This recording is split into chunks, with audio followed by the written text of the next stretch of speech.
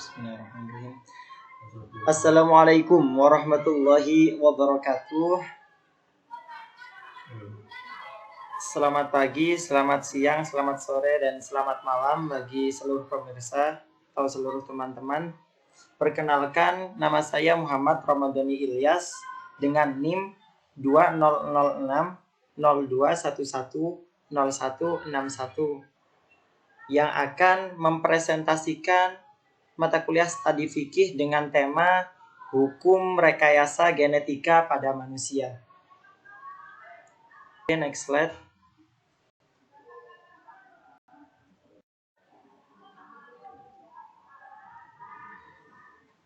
Subbab yang akan kita bahas pada kesempatan kali ini, yang pertama yakni menjelaskan tentang apa itu rekayasa genetika.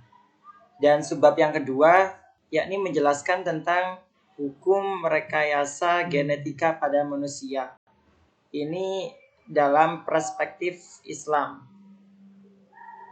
Oke, next. Yang pertama yakni rekayasa genetika. Apa sih rekayasa genetika itu? Secara etimologis, genetika, gen berasal dari bahasa Latin, yaitu genus, yang berarti suku bangsa atau asal usul.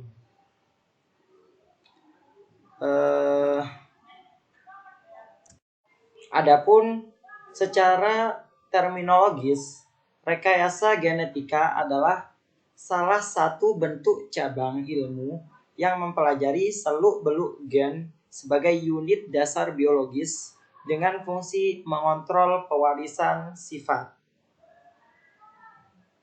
Rekayasa genetika pertama kali dikenalkan oleh seorang ilmuwan yang bernama Gregor Mendel pada tahun 1882 sampai 1884. Beliau adalah ilmuwan pertama yang menyatakan bahwa pemindahan sifat tidak selalu meragukan, akan tetapi dapat mempunyai pola yang dapat diperkirakan. Berkat dedikasinya terhadap pola pewarisan sifat inilah yang kemudian menjadi landasan utama bagi perkembangan genetika sampai sekarang sebagai suatu ilmu pengetahuan. Dan Bapak Mendel pun diakui sebagai Bapak genetika. Oke, next slide. Baik. Kemajuan teknologi sains yang sangat pesat membuat para pakar peneliti genetik semakin tertantang untuk menemukan hal-hal baru. Namun, pada dasarnya, sebagai produk pemikiran manusia, pastilah penemuan-penemuan tersebut akan berdampak positif maupun negatif bagi manusia itu sendiri. Adapun hal-hal yang berdampak negatif dari praktik rekayasa genetika pada manusia, antara lain yang pertama yakni lebih beresiko terhadap generasi selanjutnya. Maksudnya, ada kemungkinan reproduksi lebih besar untuk penderita dengan kelainan genetika. Dan dengan itu dikhawatirkan apabila kita menghadapi lebih banyak penderita pada setiap generasi selanjutnya. Yang kedua yakni bertambahnya penyakit genetika yang bersifat resesif. Ini cukup jelas ya. Yang ketiga yakni memburuknya fungsi-fungsi normal. Maksudnya disebabkan kurangnya tekanan dalam seleksi. Next slide. Jika tadi dampak negatif, sekarang saya jelaskan tentang dampak positif dari praktik rekayasa genetika pada manusia. Yang pertama, berkurangnya penderita penyakit genetika. Berkurangnya para penderita penyakit genetika yang berhubungan dengan umur para orang tua. Yang kedua, penurunan reproduksi pada keluarga dengan penyakit genetika. Selanjutnya yang ketiga, berkurangnya resiko kelainan genetika pada anak. Di sini pada anak ini pada kelahiran anak. Yang terakhir yakni berkurangnya adaptasi genetika. Maksudnya berkurangnya adaptasi genetika yang didapat memberi efek kurang baik seperti penyakit hemoglobinopati yang memberi resistensi terhadap malaria. Oke, next slide. Ya, kita memasuki subbab yang kedua yakni hukum rekayasa genetika pada manusia. Rekayasa genetika sebagai bentuk dari kemajuan zaman telah memunggah cara berpikir manusia untuk memperbanyak varietas dari berbagai mikroorganisme, hewan, maupun tumbuhan. Bahkan dari bentuk kecerdasan manusia menimbulkan penemuan untuk merekayasa gen dari manusia itu sendiri. Penggunaan teknologi inilah yang telah mengundang beberapa pendapat maupun pandangan yang bisa dijadikan rambu-rambu dalam pengembangannya. Mengingat hal ini akan berdampak pada kelangsungan kehidupan manusia di bumi, serta membuat resah sebagian para ahli. Di samping manfaatnya yang memang cukup besar pada kehidupan, terutama pada manusia itu sendiri. Next slide. Ya, di sini saya mengambil dari kaidah fiqhiyah yang berbunyi al-umuru bimaqasidiha, yang artinya segala sesuatu dilihat dari niatnya. Jikalau perbuatan itu baik, tapi tidak ada niatan untuk kebaikan, sia-sia kebaikan tersebut. Jadi, niat menentukan sesuatu yang akan dijalaninya. Jadi, segala sesuatu pasti dilihat dari niatnya. Oke, next slide. Jika ditinjau dari segi normatif, maka penerapan teknologi rekayasa genetika dalam perspektif atau dalam pandangan Islam masih ditinjau lagi. Adapun pandangan menurut Dr. Yusuf Al-Qardawi, seorang pakar fikih di Mesir, membolehkan adanya perlakuan terapi genetik dengan catatan sebatas pada maksud pengobatan atau darurat. Sebaliknya, bila terapi genetik tersebut dilakukan pada orang yang sehat jasmani dengan tujuan mengubah ciptaan atau kesenangan belaka, maka hal tersebut diharamkan. Adapun menurut fatwa MUI, melakukan rekayasa genetika dengan mengubah dan merekayasa sel kromosom terhadap tumbuhan, hewan, dan mikroba, hukumnya adalah mubah atau dibolehkan.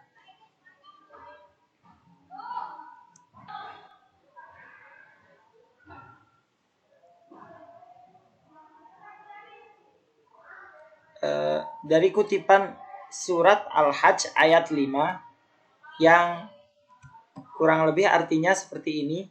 Kami telah menjadikan kamu dari tanah, kemudian dari setetes mani, kemudian dari segumpal darah, kemudian dari segumpal daging yang sempurna kejadiannya dan yang tidak sempurna, agar kami jelaskan kepada kamu dan kami tetapkan dalam rahim menurut kehendak kami sampai waktu yang sudah ditentukan. Dari ayat tersebut Abul Fadl Muhsin Ibrahim berpendapat bahwa ayat tersebut menampakkan paradigma Al-Quran yang berisi tentang penciptaan manusia dan mencegah pada tindakan-tindakan yang mengarah pada rekayasa genetika. Segala bentuk apapun peniruan atas tindakan Tuhan, maka dihukumi sebagai perlakuan yang melampaui batas atau tidak sopan.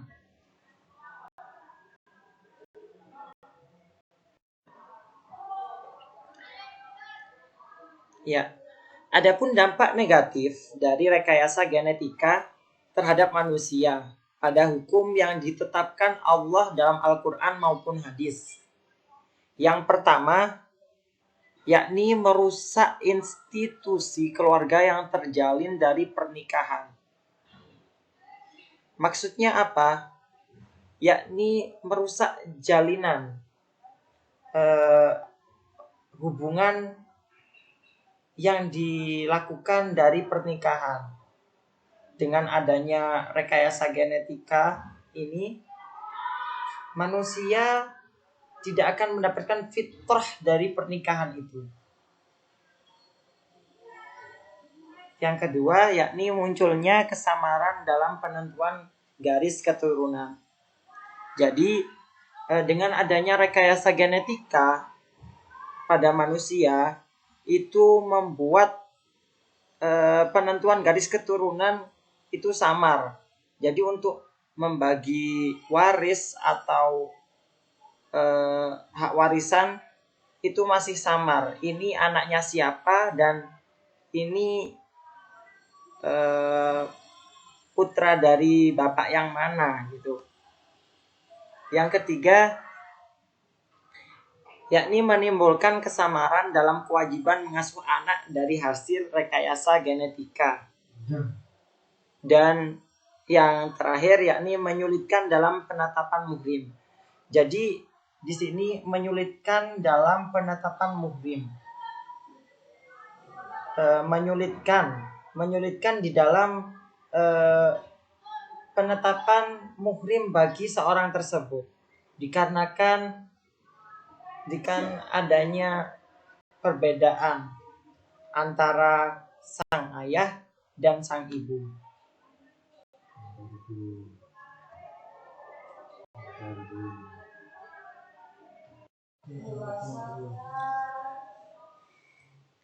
Penentuan aspek hukum rekayasa genetika pada manusia dalam perspektif Islam. Aspek-aspek yang pertama yakni aspek akhlak, etika atau moral. Aspek ini secara khusus umat Islam meyakini bahwa segala aktivitas manusia termasuk penelitian harus selalu dikaitkan dengan Tuhan. Kenapa? Karena jika penelitian dengan tujuan apapun tanpa dikaitkan dengan Tuhan, tentu mempunyai tingkat resiko yang sangat tinggi.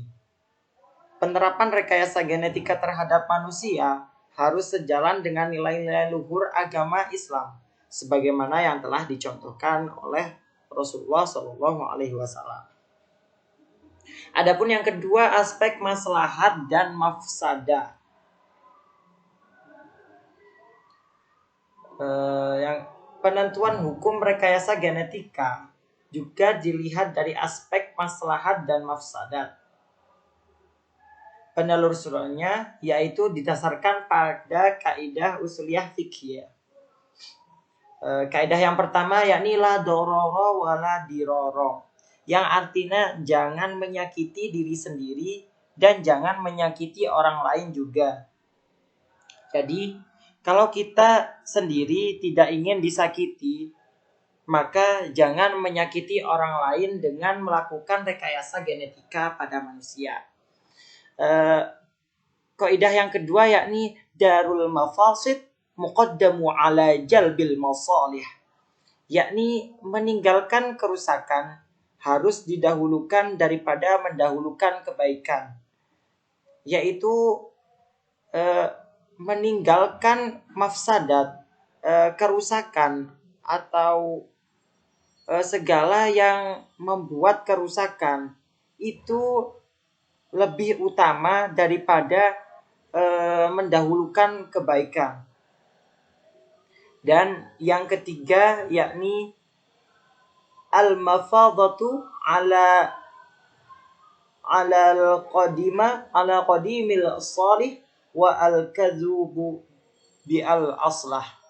Memelihara tradisi yang baik dan mengambil perbaruan yang lebih baik. Jadi kita tetap menjaga tradisi yang sudah ada, tradisi yang baik yang sudah ada, dan mengambil pembaruan yang lebih baik tanpa merubah tradisi yang baik yang sudah ada. Oke, next slide.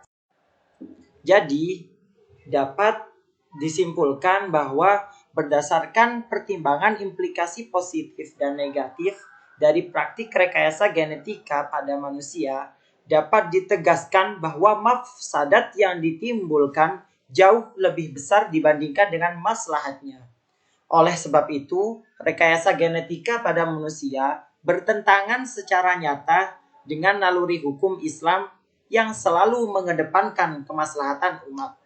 Dengan demikian, perspektif Islam terhadap praktik rekayasa genetika pada manusia adalah haram, kecuali dengan keadaan darurat atau pengobatan. Melakukan terapi genetik, maka hal tersebut diperbolehkan. Itulah yang bisa saya sampaikan pada presentasi kali ini. Kami ucapkan mohon maaf bila banyak terjadi kesalahan atau kekeliruan, dan juga saya ucapkan terima kasih atas kerjasamanya, dan apabila ada pertanyaan langsung saja tulis di kolom komentar. Terima kasih. Wassalamualaikum warahmatullahi wabarakatuh.